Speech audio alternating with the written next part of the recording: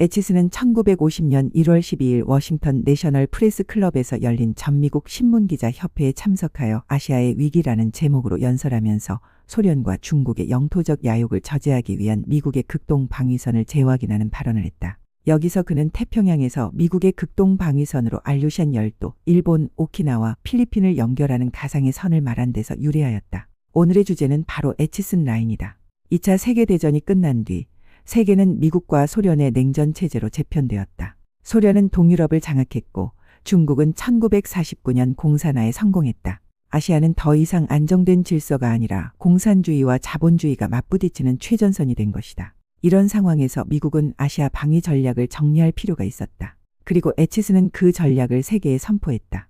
그가 제시한 방위선은 알래스카의 알류산 열도에서 시작해 일본 열도를 거쳐 오키나와 그리고 필리핀까지 이어졌다. 이른바 에치슨 라인이라 불리는 이 선은 미국이 실제로 군사적 개입을 약속한 지역을 표시한 것이었다. 즉, 한국과 대만은 미국의 직접적인 방위선 밖에 있다는 의미로 북한, 중국, 소련은 해석했다. 당시 한국은 건국한 지 겨우 2년, 정규군조차 제대로 갖추지 못한 불안정한 나라였다. 불안했던 이승만 대통령은 미국 국무부 북동아시아 담당 차관보를 대신 만났다. 이승만은 한국을 에치슨 라인에 포함시켜달라고 요구하는 편지를 보냈으며 한국 외무장관이 주미 대사에게 해명을 요구했다. 미국은 한국이 반드시 지켜야 할 가치가 없어서 에치슨 라인에서 제외된 것이 한국의 방위를 포기하는 게 아니라면서 원조를 약속했다. 이후 1950년 1월 26일 대한민국 정부와 북미합 중국 정부 간의 상호방위원조 협정이 체결되었으며 1950년 2월 10일 미국 의회에서 한국 원조 법안을 통과시키면서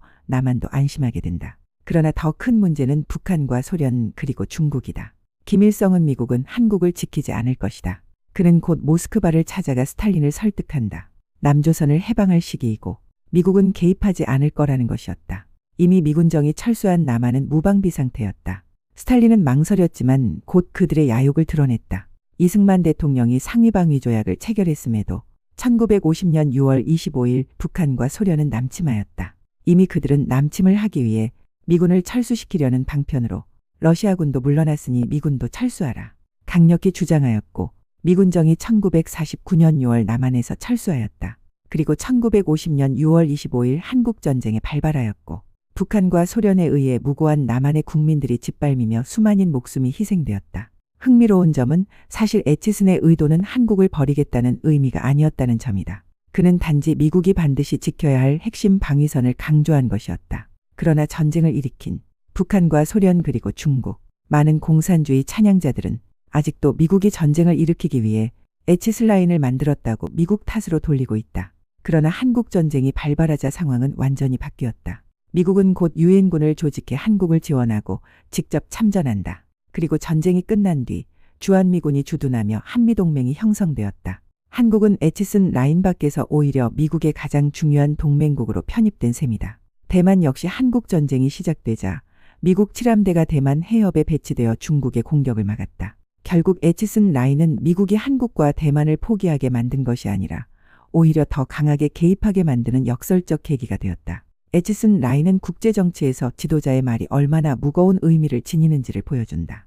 에치슨은 단순히 전략적 방위를 설명했을 뿐이지만 그 발언은 곧 전쟁의 불씨가 되었고 수백만 명의 희생으로 이어졌다. 그리고 또 하나의 교훈이 있다.